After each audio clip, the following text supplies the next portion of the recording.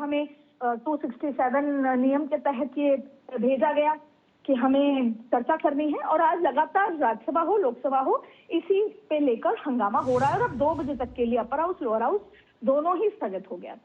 उम्मीद ये की जा रही थी कि आज चर्चा होगी इस बिल पर, लेकिन नहीं हो रही। अब इसमें 2 रणनीति है। सरकार कह रही है कि आप फिर किस बात का हंगामा कर रहे थे जब आपको बच्चों के लिए ये एंटी लीक बिल जो है जिसको कड़ा किया गया है वही पारित नहीं करना चाहते। सरकार ये बात कह रही है कि विपक्ष अब बिना वजह का हंगामा कर रहा है क्योंकि उसको हंगामा करना है। वहीं विपक्ष का ये मानना है कि हम पहले पूरी तरीके से सुनिश्चित करेंगे कि पुलिस ने ऐसा क्यों किया। तो अब देश की जनता देख रही है, दोनों आमने सामने खड़े हैं। अब ऐसे में बिल पर चर्चा होगी क्योंकि एक घंटे का समय लोकसभा स्पीकर ने दिया है और शायद इस 1 घंटे के अंदर, 1 बजे के अंदर लोकसभा स्पीकर विपक्ष को बुलाकर बात करेंगे। फ्लोर लीडर्स को बुलाकर किरण रिजिजू और लोकसभा स्पीकर आपस में बात करेंगे कि ये बिल लाना जरूरी है। लेकिन विपक्ष ये कह रहा है, जो कल तक जो कह रहा था कि इस्तीफा दिया जाए पहले और फिर चर्चा होगी, अब वो ये कह रहा है कि पहले पुलिस पर ये क्लैरिटी आए कि पैलेट गन का इस्तेमाल क्यों हुआ, किसके कहने पे हुआ, क्योंकि आप इससे बच नहीं सकते। इसके अलावा सरकार ने तमाम बातें मान ली। एक कमेटी का गठन हो गया, जो एक्सपर्ट्स हैं, एजुकेशनिस्ट हैं, उनकी कमेटी का गठन हो गया कि कैसे रिफॉर्म्स लेकर आए ऐसे एग्जामिनेशंस में, तमाम चीजें हो गई। लेकिन पुलिस को लेकर अब विपक्ष से मांग कर रही है। दरअसल इस तमाम चीजों के पीछे जो रणनीति नजर आ रही है वो ये है, सरकार चाहती है कि हाउस ऑर्डर में चले जिससे कि वो अपने तमाम बिल पेश कर सके और चर्चा कर सके, जिसमें महिला आरक्षण बिल और परिसीमन का बिल भी है। लेकिन इन तमाम चीजों को दिखाकर वो नहीं चाहता कि हाउस ऑर्डर में चले जिससे कि महिला आरक्षण बिल पारित हो सके। कुल मिलाकर बॉटम लाइन ये बात है। यानी ये कह सकते हैं कि जानबूझकर विपक्ष इस तरह का रवैया अपना रहे, क्योंकि इससे पहले आप ये यहाँ पर नारेबाजी कर रहे थे कि पहले इस्तीफा दिलाइए, अब इस्तीफा भी हो गया है।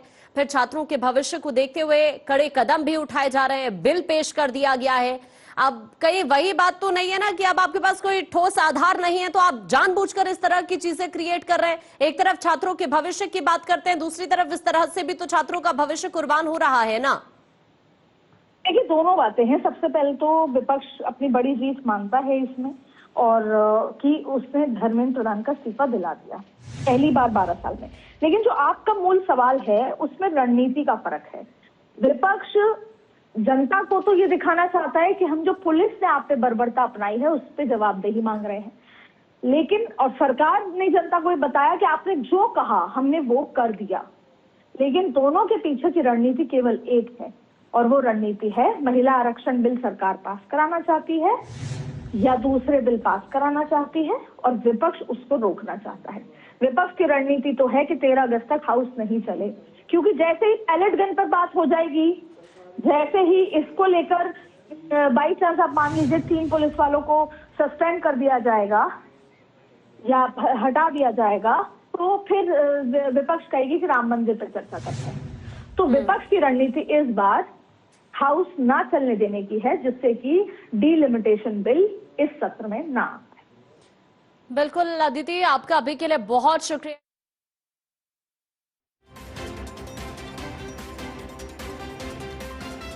और संसद का मानसून सत्र, लोकसभा की कार्यवाही 2 बजे तक के लिए स्थगित कर दी गई है। राज्यसभा की कार्यवाही भी 2 बजे तक के लिए स्थगित कर दी गई है।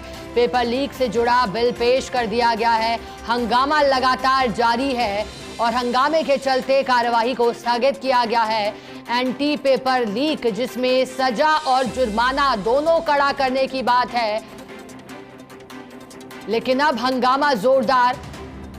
हंगामा इस बात का, विपक्ष पैलेट गन के इस्तेमाल को लेकर सवाल खड़े करते हुए, लेकिन बात अगर पब्लिक एग्जामिनेशन अमेंडमेंट बिल की है तो साफ तौर पर कहा गया है, अभी आपने सुना किरण रिजिजू को, उन्होंने कहा